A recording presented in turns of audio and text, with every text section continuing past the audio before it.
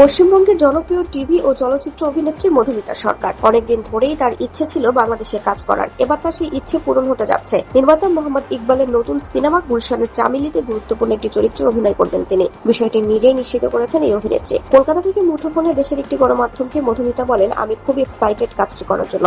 অনেক বছর ধরেই আমার বিভিন্ন কাজে বাংলাদেশে যাওয়ার কথা ছিল, কিন্তু কোনো কারণে সেটা আর হয়ে ওঠেনি। অবশেষে সেই ইচ্ছেটা পূরণ হচ্ছে। শীঘ্রই আমি আসছি।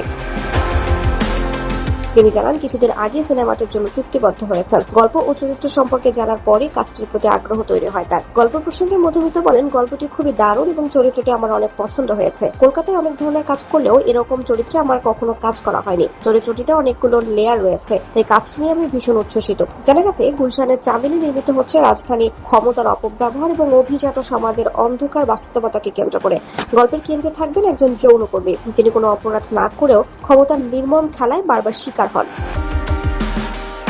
সিনেমাটির অন্যতম বৈশিষ্ট্য হলো এতে প্রচলিত অর্থে কোনো নায়ক থাকছে না। পুরো গল্প অবস্থিত হবে একজন নারী চরিত্রকে ঘিরে। সবকিছু ঠিক থাকলে আগামী নভেম্বর বা ডিসেম্বরে সিনেমার শুটিং শুরু হবে। তবে মধুমিতার বিপরীতে আর কারা অভিনয় করবেন তা এখনো চূড়ান্ত হয়নি। এ প্রসঙ্গে অভিনেত্রী বলেন, মাঝে ৩-৪ মাসের একটা টাইম লাইন রয়েছে, এরপরেই সিনেমার শুটিং শুরু হতে পারে। এখানে আর কে অভিনয় করছেন সেটাও এখনো জানি না। বাংলাদেশে কাজ করতে পারছেন বলে দারুণ উচ্ছ্বসিত মধুমিতা। তিনি বলেন, কলকাতার বাইরে বাংলাদেশে অসংখ্য ভক্ত রয়েছে আমার। বোঝে না সে বোঝে না ধারাবাহিকের সময় থেকেই সেটা অনুভব করেছি। আজ আমি যতটুকু ভালোবাসা পেয়েছি তার বড় একটি অংশই বাংলাদেশের দর্শকদের কাছ থেকে। তাদের প্রতি আমি কৃতজ্ঞ। তাদের সঙ্গে দেখা করার জন্য মুখিয়ে আছি।